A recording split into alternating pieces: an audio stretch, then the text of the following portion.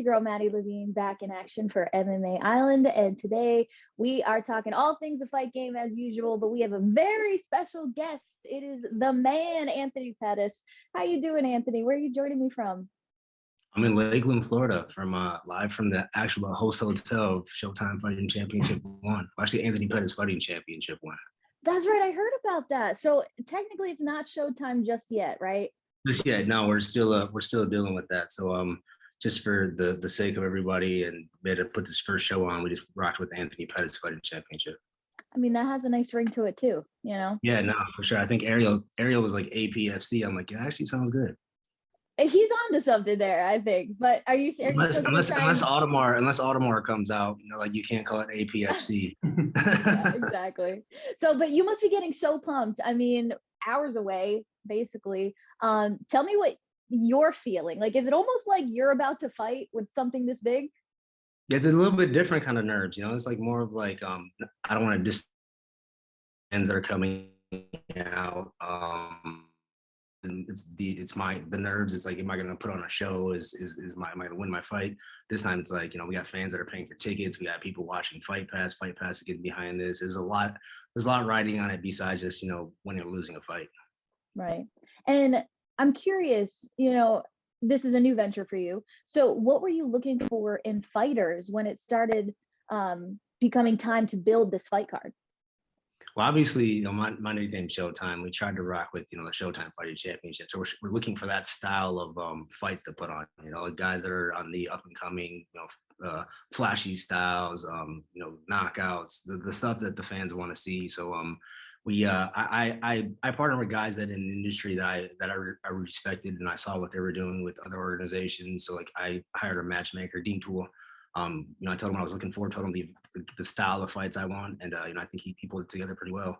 Especially with going on right now with COVID, it's really hard, you know, put these cards together. You know, and the state rules, and you know, a lot going on to put on these fight shows this year, opposed to like a couple years ago, or yeah, a couple years ago now. Wow. I'm sure it has thrown a couple wrenches in because I believe this card was actually supposed to be what, last year?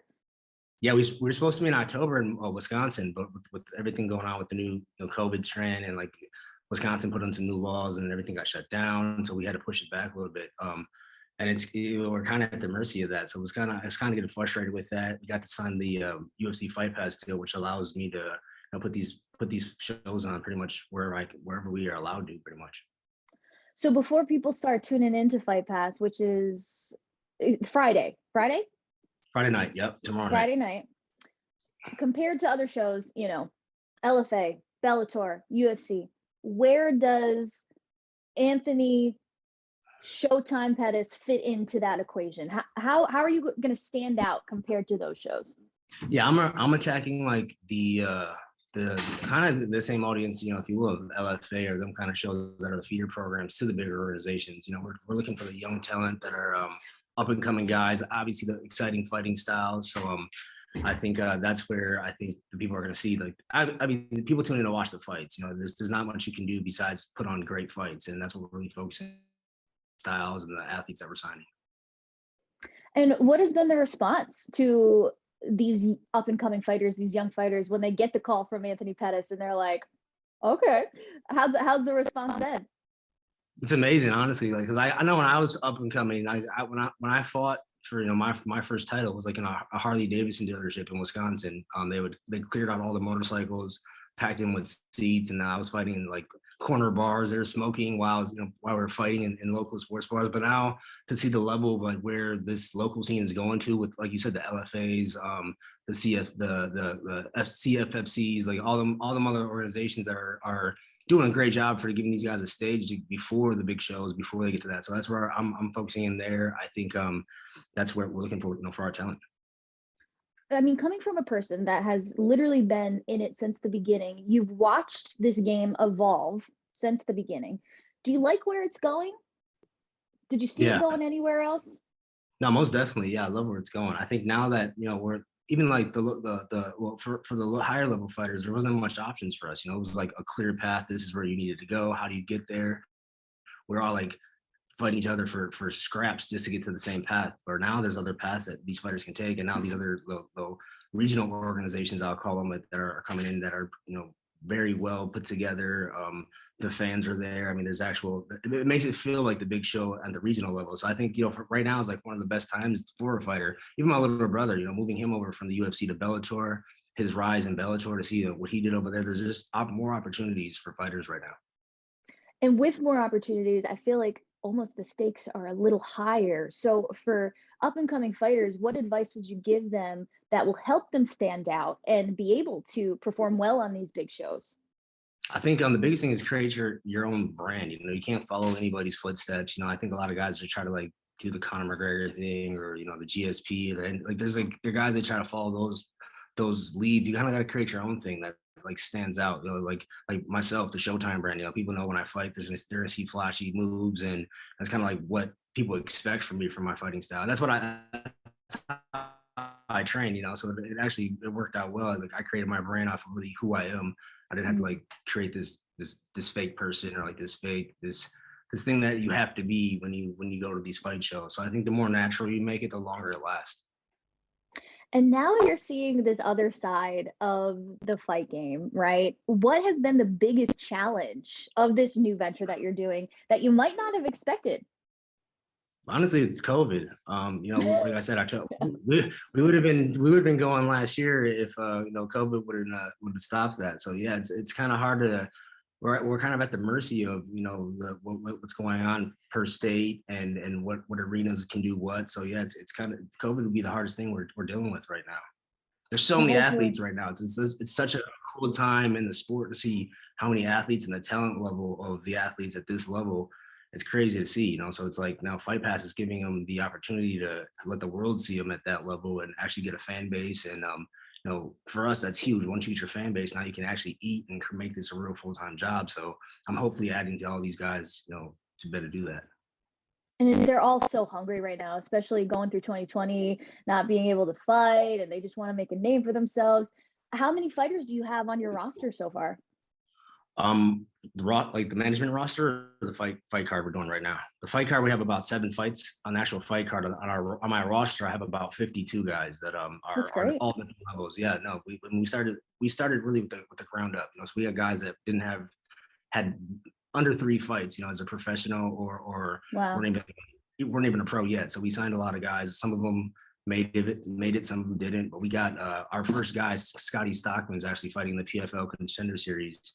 He wins that, he'd be in $1 million tournament. So it's cool to see like where he started at. And I think he did the combine I did, where I did fighter tryouts. He started from there, and now he's already a year later, in the Contender Series. So it's really cool to see.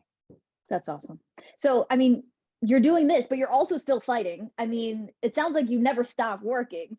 So what are your hopes for 2022 compared to last year?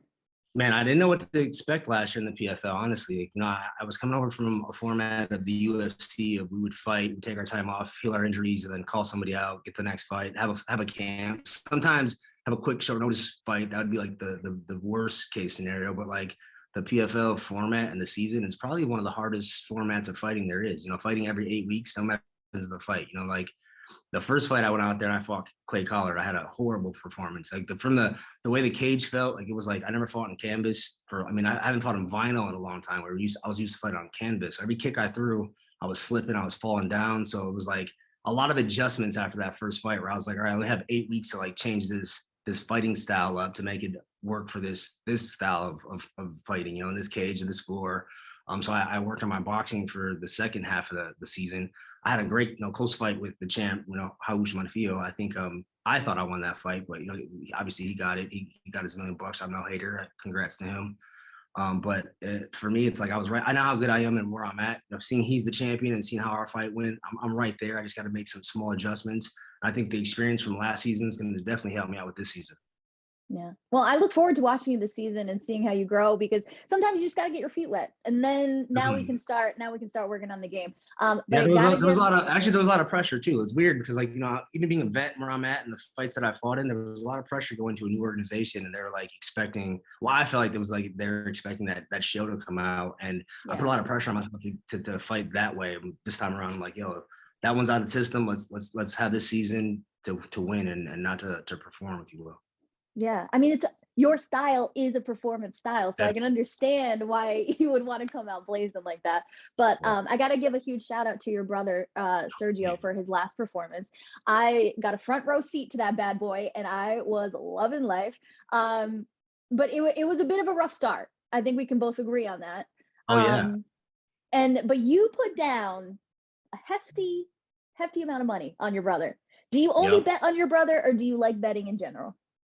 No, I bet all the time. Yeah, I mean, I usually go harder on my brother. But I had Manny Sanchez on a parlay with Sergio before that one, so that was like I split the bet. Usually I would go a little harder on him, but I split. I think I put like 10,000 on a parlay with Manny and Sergio, and then 10 on Sergio by itself. But yeah, I bet I'm a pretty decent. I would say I'm decent at sports betting. I do pretty well. Good. And it all paid off in the end, right? So it's all good. Yeah, But that was a scary one though, for sure. Like I remember, like so after the fight, he calls me. I don't know if you're a boxing fan, but the weekend before that, it was Crawford. He was fighting and he was down. I guess he was down like 7 rounds in the title fight, and his coach was like, "Yo, you're wait, I'm down. How magical am I down?" moment. Boom, and it goes and knocks him out. So like Serge said, he remembered that fight when Duke told him he was down, 3 rounds. He's like he had to go, and Yeah, then this do that knockout it was beautiful. And that was his Showtime kick right there. It was like the same thing, a title fight. He needed exactly. it. His actually was a knockout, so it was beautiful. What blew my mind was the training footage that was shared afterwards. He was actually training that move, and then to see it come alive in the cage, like it's like what you hope for, right? When you're Yeah, training, that's it's like a Rufus sport. That's a Duke thing for sure. Duke's always like, if you miss the high kick, you follow up with the spin back fist, or vice versa. You miss the spin back fist, you follow up with the high kick, and that's just something Serge been training forever. And I think Robin Black does like breakdowns, and the way he broke it down was perfect. It was like exactly what happened. It was. So I did get a chance to talk to your brother after as well. And I did a little this or that with him. I asked him if you were better at stuff or if he was better at stuff. So I'm gonna ask you these questions to see if they match up. All right, cool. Who is the better dancer? Dancer, probably Serge. Oh, okay. I think he said you, so that's funny. Maybe? I think so. Who's the funnier one? Serge. Okay. Who trains harder? I used to train harder, but Serge is at it right now. Like his champ vibe right now, I'm loving it. So I would say Serge is like after he won that belt, he's just been on it. Yeah, definitely. And who has the more power? I got the more power for sure. I think you guys have made a perfect matchup. It sounds like you guys have some brotherly connections there, so that's always good. But before I let you go, you have such an exciting night ahead of you. We're gonna call it what are we gonna call it? APFC. APFC. Anthony Pettis championship. I dig it. So that's Friday night, UFC Fight Pass. What are you most excited about? I'm the biggest thing for me is like making it about these guys that are fighting. Like our main event, Lucas Alexander versus Jacob Kilburn. It's a banger of a fight. These guys are both like right there and getting that call to the next stage. So I think if we can do that, and on our first show, one of these guys get signed to a big organization after a performance on one of my cards, that just shows these younger guys that this is a place to be fighting at. That's awesome. Well, I wish you the best of luck, and I know it's going to be a great show. I'll be watching, and I wish you all the best. Thank you. Appreciate it.